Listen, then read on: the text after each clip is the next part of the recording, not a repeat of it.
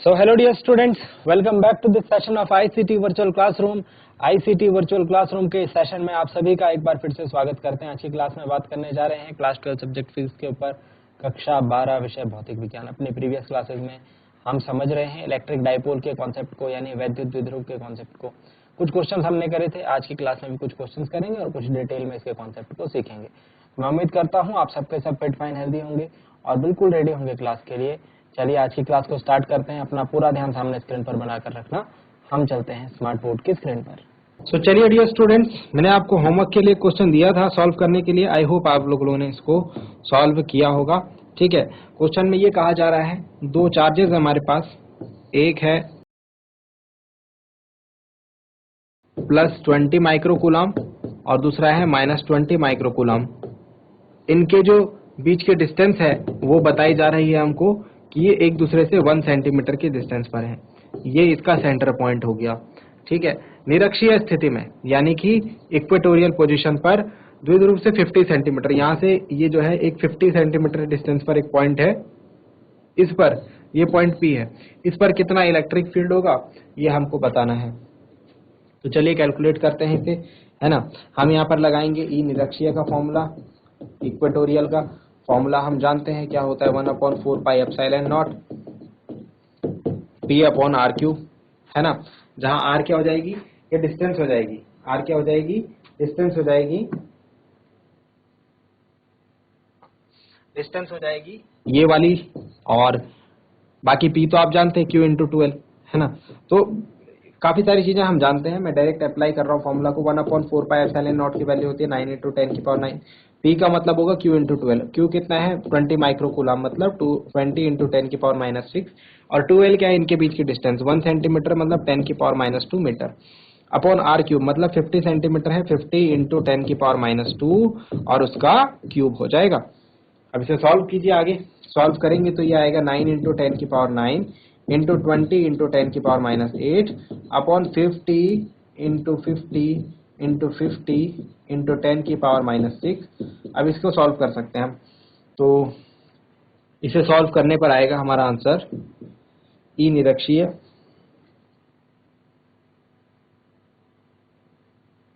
ये 0 से ये 0 कैंसिल आउट हो गया। ठीक है, और 18/125 आ गया। ठीक है, इंटू 10⁻9 - 8 कितना आ गया, 1 आ गया, अपॉन 10⁻6 था, 1 0 1 0, तो 10⁻4 हो गया, ऊपर जाके +4 हो जाएगा। ये कैलकुलेशन हमने करी है। और जब हम इसे डिवाइड करेंगे तो ये आएगा 18/125 इंटू 10⁻5, और 18/125 जब आप करेंगे तो मतलब आप समझ गए, अभी कैलकुलेशन आपके हाथ में। ठीक है, यहाँ पर हमको कोई टेंशन नहीं होती है, सिर्फ इतना हमको सॉल्व करना। 0.144 आ रहा है हमारा। सो इसको मैं लिख सकता हूँ 1.44। देखिए आंसर मैं यहाँ पर लिख रहा हूँ। ठीक है, ये वैल्यूज रखने के बाद जो फाइनल आंसर आया वो मैं यहाँ पर लिख रहा हूँ, बाकी कैलकुलेशन आपके हाथ की बात है। तो हमारा जो इलेक्ट्रिक फील्ड आ रहा है वो आ रहा है 1.44 इंटू 10⁻4 न्यूटन पर कूलम, ई निरक्षीय।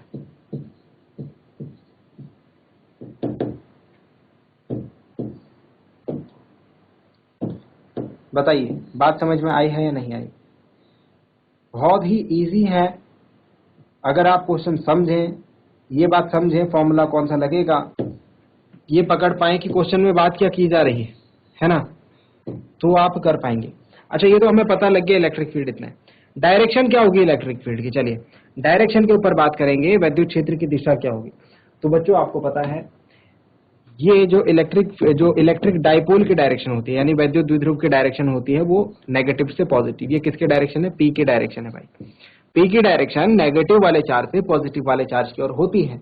और अगर बात करें इक्वेटोरियल पोजीशन यानी निरक्षीय स्थिति में, जो वैद्युत क्षेत्र होता है उसकी दिशा उसके ऑपोजिट होती है, यानी P अगर इधर जा रहा है तो E इधर जाएगा।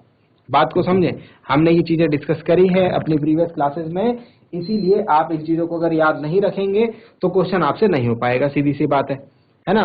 तो क्वेश्चन को करने के लिए ये सारी चीजें आपको याद रखनी है।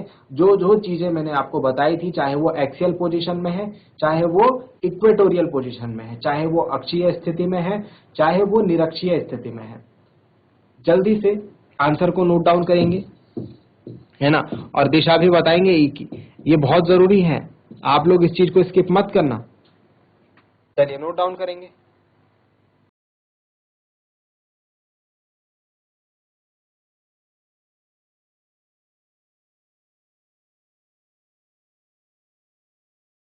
चलिए अब एक क्वेश्चन लिखते हैं, क्वेश्चन को थोड़ा सोच समझ करके आप करना। क्वेश्चन देखिए, क्वेश्चन का मैं डायग्राम बना रहा हूं आपके सामने, ठीक है, और पूरा डिटेल में क्वेश्चन नहीं लिखूंगा, सिर्फ डायग्राम पहले देख ले। डायग्राम कुछ इस तरीके से है, दो चार्ज, दो आवेश हैं, दो आवेश हैं,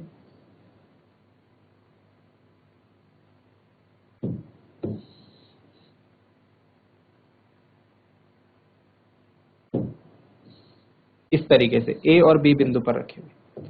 कौन कौन से पॉइंट पर रखे हुए? ए पॉइंट पर और बी पॉइंट पर रखे हुए। प्लस 10 माइक्रोकूलाम ए पर जो रखा हुआ है हमने, सॉरी माइनस 10 माइक्रोकूलाम रखा हुआ है, और बी पर जो रखा हुआ है हमने प्लस 10 माइक्रोकूलाम रखा हुआ है। ठीक हो गया। इनके जो बीच की डिस्टेंस है डियर स्टूडेंट्स, ये वो है, इनके बीच की डिस्टेंस है 5 मिलीमीटर। ध्यान से सुनेंगे क्वेश्चन को। पहले आपको ना क्वेश्चन, आपको अपनी आदत बनानी है कि न्यूमेरिकल जब भी आपके साथ डिस्कस किया जाए उसको बड़े ध्यान से सुने, बड़े ध्यान से समझे, ठीक है। ध्यान से सुन लेंगे तो जो जो चीजें आपने क्वेश्चन में सुनी है, अगर वो आपने ध्यान से सुन लिया तो आधा क्वेश्चन आप दिमाग में ही सॉल्व कर लेंगे, है ना। तो मेन चीज है क्वेश्चन को ध्यान से सुनना। यहां पर मैं मानता हूं कि इसका सेंटर पॉइंट ओ है। अब आगे देखेंगे, आगे की बातें देखें। हमको एक पॉइंट पी दिया हुआ है जो कि यहां से 15 सेंटीमीटर दूर है। कहां से? इसके सेंटर ओ से 15 सेंटीमीटर दूर यहां पर एक पॉइंट पी है। क्या है इस पॉइंट का नाम? पी। ये ओ से कितना दूर है भाई? ये ओ से है 15 सेंटीमीटर अवे, ठीक है। इस पॉइंट पर कितना इलेक्ट्रिक फील्ड होगा ये हमको बताना है भाई। ये रहा ये पॉइंट, बात को समझे।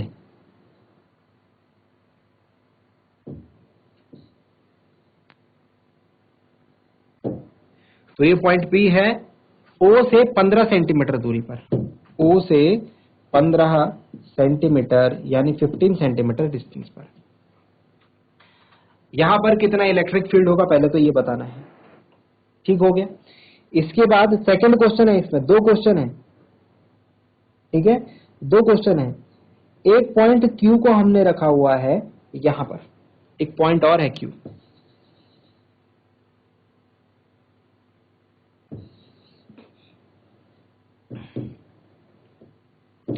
वो O से जो है, ये पॉइंट Q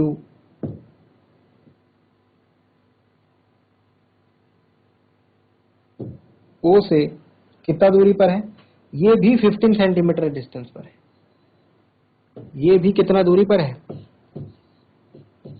15 सेंटीमीटर डिस्टेंस पर O से।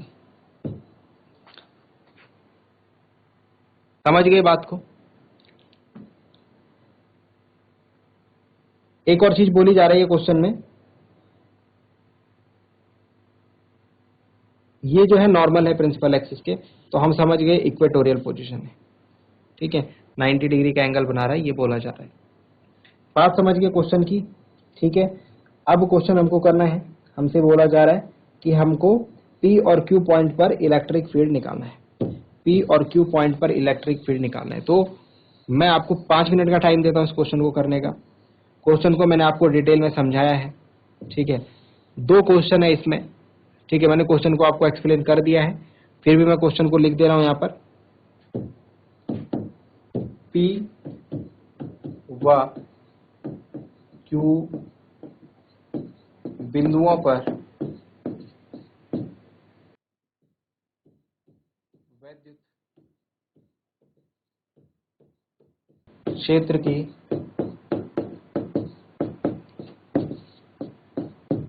गणना करें। चलिए, क्वेश्चन को करने के लिए आपके पास 5 मिनट का टाइम दे रहा हूं। 5 मिनट का टाइम इसलिए दे रहा हूं, क्वेश्चन थोड़ा सा लेंदी है, 2 जगह पर आपको इलेक्ट्रिक फील्ड निकालना है। लेकिन अगर आप इस क्वेश्चन को कर पाए तो उससे अच्छी बात कुछ भी नहीं होगी, है ना। तो क्वेश्चन को फिर पढ़ करके, समझ करके डिटेल में आप सॉल्यूशन इसका देंगे। चलिए जल्दी से सॉल्व करेंगे क्वेश्चन को।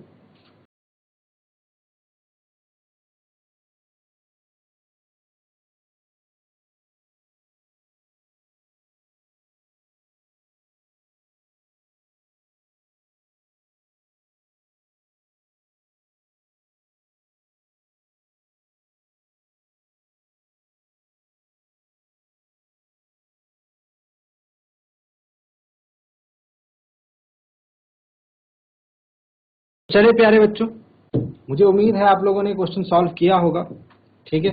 और अब मैं आपके सामने इसका सॉल्यूशन रख रहा हूं, तो डिटेल में जो है देखेंगे। मैं सॉल्यूशन को करने से पहले एक काम करता हूं। 2 क्वेश्चन है ना इसमें, P और Q पर हमको निकालना है इलेक्ट्रिक फील्ड।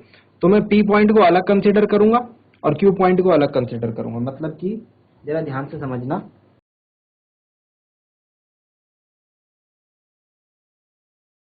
ये पूरा फिगर है। मुझे इस फिगर में से सिर्फ इतना पार्ट चाहिए P पॉइंट के लिए। देखिए ये वाला पार्ट चाहिए, ठीक है। तो मैं सिर्फ P पॉइंट के लिए कंसीडर कर रहा हूं भाई, पहले फिर से बता रहा हूं, ठीक है। तो इसीलिए मैंने सिर्फ इतना लिया है। पहले मैं P पॉइंट के लिए निकालूंगा इलेक्ट्रिक फील्ड और फिर उसके बाद Q पॉइंट के लिए निकालूंगा। बात को समझ गए होंगे।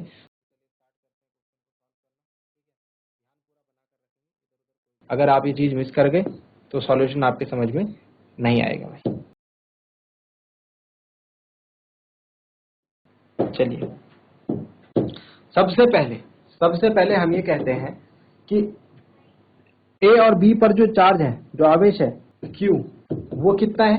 10 माइक्रो कूलम है। मतलब कि 10 गुणा 10 की घात -6 कूलम, मतलब कि 10 की पावर -5 कूलम, ठीक है ना। क्योंकि ये चार्ज बहुत छोटा है, नेगेटिव और पॉजिटिव सेम चार्ज है बट साइन जो है अपोजिट है, और बीच की डिस्टेंस इनकी बहुत ज्यादा कम है। तो ये क्या बनाएंगे भाई? इलेक्ट्रिक डाइपोल बनाएंगे।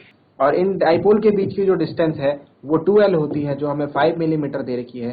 5 मिलीमीटर 5 इंटू 10 की पावर -3 मीटर के इक्वल होता है, ये बात हम जानते हैं। तो इसी तरीके से हम बता सकते हैं इसका द्विध्रुव आघूर्ण जो होता है Q इंटू 2L होगा, जो कि 10 की पावर -5 इंटू 5 इंटू 10 की पावर -3, जो कि निकल के आएगा 5 इंटू 10 की पावर -8 कूलम मीटर। तो P की वैल्यू निकल के आई है इतनी। हमको निकालना है E, electric field is equal to question mark. साथ ही साथ हमको बीच की डिस्टेंस दे रखी है R, बीच की डिस्टेंस R दे रखी है हमको कितनी?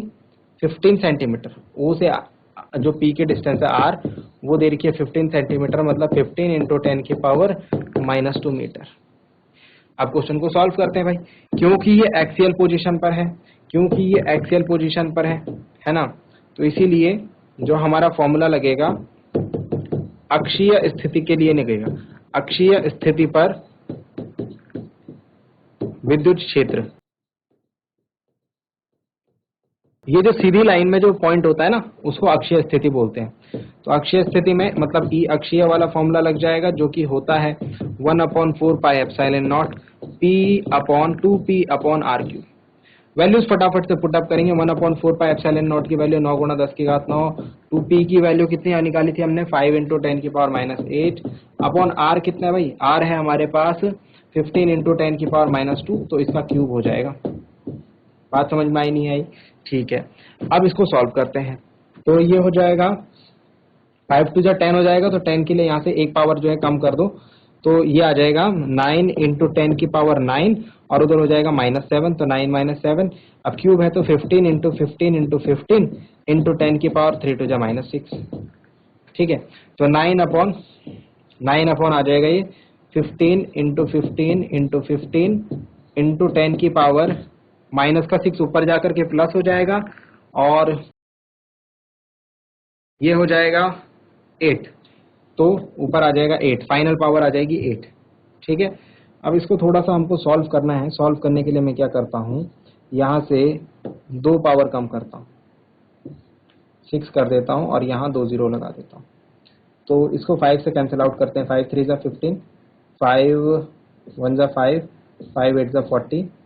फिर इसको 5 से कैंसिल आउट करते हैं। 5 3 जा 15, 5 3 जा 15, 5 6 जा 30, 3 1 जा 3, 3 2 जा 6, 3 4 जा 12, 4 अपॉन 15 आ गया ये, है ना। अगर मैं एक जीरो और लाऊं यहाँ पर, तो ये हो जाएगा 40 अपॉन 15 इंटू 10 की पावर 5। तो आंसर जो आ रहा हमारा वो आ रहा है ई अक्षीय इज इक्वल टू, देखो कैलकुलेशन आपके हाथ की बात है। अगर आपको मेरी कैलकुलेशन नहीं समझ में आ रही है तो आप अपने हिसाब से आराम से कैलकुलेट करें, बिल्कुल इजी स्टेप्स में। ठीक है, वो आपके ऊपर बात है कि आप किस तरीके से कैलकुलेट करते हो। बस मेन चीज है फॉर्मूला कैसे लगाया, वैल्यू कैसे रखी और आंसर कैसा है। इसके बीच में आप जो भी काम कर रहे हो वो आपके हाथ की बात है। 15 2 जा 30, ठीक है, 10 होगा, पॉइंट आएगा 100, 15 6 जा 90, फिर 100, 2.67 में इसे लिख लेता हूँ इंटू 10 की पावर 5 न्यूटन।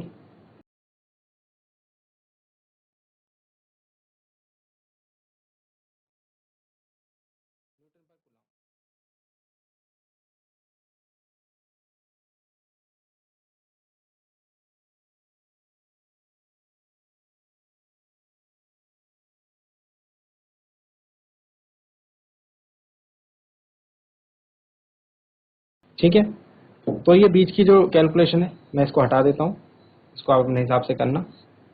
ठीक है, मैंने फिर भी यहाँ पर दिखाई आपको करके कैसे करनी है। तो आंसर कितना आ रहा है, 2.67 इंटू 10 की पावर 5 न्यूटन पर कूलम। ये अक्षीय। क्या हमारा आंसर पूरा आ गया? नहीं, अभी तो हमको सिर्फ वैल्यू मिली है, यानी परिमाण मिला है, मैग्नीट्यूड मिला है। इसका हम डायरेक्शन भी तो लिखेंगे। डायरेक्शन अगर नहीं लिखी आपने तो मैं आपका क्वेश्चन जरूर काट दूंगा। ठीक है, मेरी तरफ से आपका सवाल गलत है, जवाब गलत है।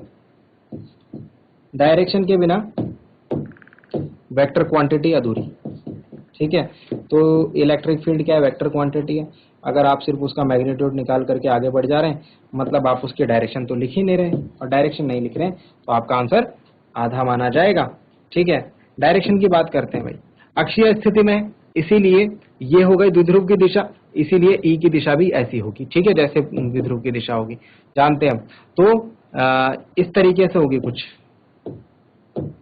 Direction of E will be something like this. तो ई अक्षीय की जो दिशा होगी वो बी से पी की ओर मुझे जाती हुई दिख रही है। क्या दिख रही है? बी से पी की ओर जाती हुई। तो लिखेंगे यहाँ पर बी से पी की ओर, बी से पी की ओर। अब ये आंसर जो है कंप्लीट हुआ है।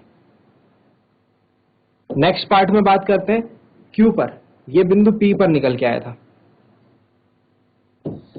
बिंदु पी पर विद्युत क्षेत्र, electric field at point P. अब निकालते हैं बिंदु क्यू पर, यानी electric field at point Q. तो एक ही क्वेश्चन को मैंने दो पार्ट्स में डिवाइड कर दिया। ये वाला भाग हटाओ, ये वाला पार्ट हटाओ, क्योंकि ये हमने कर दिया है सॉल्व। अब आ जाओ इधर वाले पार्ट पे, सॉरी, अब आ जाते हैं क्यू वाले पार्ट पे। अब हमको ये सॉल्व करना है।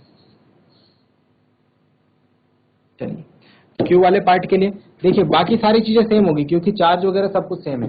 तो आप ये मान के चलिए पी जो आ रहा था हमारा 5 इंटू 10 की पावर -8 कूलाम मीटर आ रहा था ना पीछे, तो पी की वैल्यू वही रहेगी, है ना, 5 इंटू 10। हाँ ठीक है, और आर की जो था 15 इंटू 10 की पावर -2, यहाँ भी वही रहेगा क्योंकि 15 सेंटीमीटर है भाई, ये बात ध्यान रखें। 15 इंटू 10 की पावर -2 मीटर, ये बात ध्यान रखें। अब हमको लगाना है फॉर्मूला कौन सा, अतः क्यू बिंदु पर परिणामी विद्युत क्षेत्र, अतः क्यू बिंदु पर विद्युत क्षेत्र, electric field at point Q. कौन सा फॉर्मूला लगेगा भाई? दो फॉर्मूला है, अक्षीय निरक्षीय वाला। जाहिर सी बात है निरक्षीय स्थिति पर है तो ई निरक्षीय वाला फॉर्मूला लगेगा। ये सारी चीजें आपको समझा रखिए, बार बार समझा रखिए। जल्दी से सॉल्व करेंगे। 1/4πε0 यहाँ पर आ जाता है p/r³ और वैल्यू पुटअप करेंगे। 1/4πε0 की वैल्यू होती है 9 × 10⁻⁹, p की वैल्यू होती है 5 × 10⁻⁸ जो ऊपर दी हुई है हमें, और r की वैल्यू है भाई 15 × 10⁻² और इसका क्यूब। चलिए सॉल्व करेंगे। तो ये हो जाएगा 9 × 5 × 10⁻⁹ 1 हो जाएगा, मतलब 10 हो जाएगा, है ना। अपॉन में आ जाएगा 15 × 15 × 15 और इंटू 10⁻⁻6 आएगा, उसको मैं ऊपर भेज देता हूँ, 10⁻+6 कर देता हूँ। अब ये 5 से काट दीजिए, 15 को 3, 3 से 9 को 3, ठीक है, और 3 से 15 को 5, तो ये आ रहा है 15 और 5 75। तो मैं ऊपर जो है ना कैलकुलेट करने के लिए, नीचे तो आ रहा है 75, ऊपर मैं 100 लिख देता हूँ, ये 2 0 इधर ले आता हूँ, तो 25 × 75, 25 × 100, 4/3 आ रही है ना, 4/3। तो मैंने कैलकुलेशन अपने तरीके से करी है, मैं फिर से बोल रहा हूँ आप कैलकुलेशन अपने तरीके से करना, आंसर सही आना चाहिए बस, और ऊपर जो फॉर्मूला आपने लगाया है उसमें वैल्यू आपको सही रखनी है बस। ये दो चीजें अगर आपने सही करी है तो कोई दिक्कत नहीं। 3 1 = 3, 3 3 = 9 एंड 3 3 = 9, यानी 1.33 × 10 की पावर 1.33 × 10 की पावर 5 आ रहा है ना। 1.33 × 10 की पावर 5 आ रहा है। मैंने कुछ गलती करी है क्या यहाँ पर? चेक कर लेते हैं। ओके ओके, ये भी तो था 10 की पावर 5 रहेगा ना, ये वाला 10 भी तो था। चलिए 10 की पावर 5 रहेगा। तो ई निरक्षीय जो आ रहा है वो आ रहा है 1.33 × 10 की पावर 5 न्यूटन पर कूलम। ये आंसर आया भाई हमारा। जल्दी से इसे नोट डाउन कर लेंगे, आंसर लिख लेंगे। मैंने आपको बोला था आपका आंसर अभी अधूरा है। अधूरा कैसे? डायरेक्शन की तो बात ही नहीं करी। तो प्यारे बच्चों, ये रही द्विध्रुव की डायरेक्शन P। निरक्षीय स्थिति में इसका उल्टा होगा, मतलब ऐसे डायरेक्शन होगी, ठीक है, opposite to the direction of dipole. कई बार हमने ये बात करी है, ठीक है, आपको बातें समझ में आती होंगी। तो आपकी बार डायरेक्शन ये होगी, क्योंकि द्विध्रुव की दिशा ये है तो ई की दिशा ये होगी निरक्षीय स्थिति में। अगर अक्षीय स्थिति में रहता तो जो द्विध्रुव की दिशा वही उसकी दिशा हुई। बात को समझने की कोशिश करेंगे। ये P के डायरेक्शन है और वो E की डायरेक्शन है, इसका ऑपोजिट। तो क्या डायरेक्शन मिल रही है हमको? ऊपर देख सकते हैं आप, पैरेलल टू BA, ए भी नहीं, BA, ठीक है, पैरेलल टू BA के समांतर। चलिए जल्दी से आंसर लिखेंगे अपना यहाँ पर, जल्दी से सॉल्यूशन को नोट डाउन करेंगे।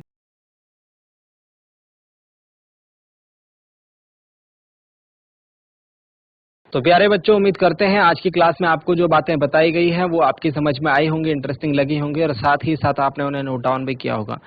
ये भी उम्मीद करते हैं घर से आप इन चीज़ों को एक बार रिवाइज करके जरूर लाएंगे। मिलते हैं अगली क्लास में ऐसे ही किसी इंपॉर्टेंट और इंटरेस्टिंग टॉपिक के साथ। क्लास से जुड़े रहने के लिए आप सभी का बहुत बहुत धन्यवाद। Thank you very much and have a nice day.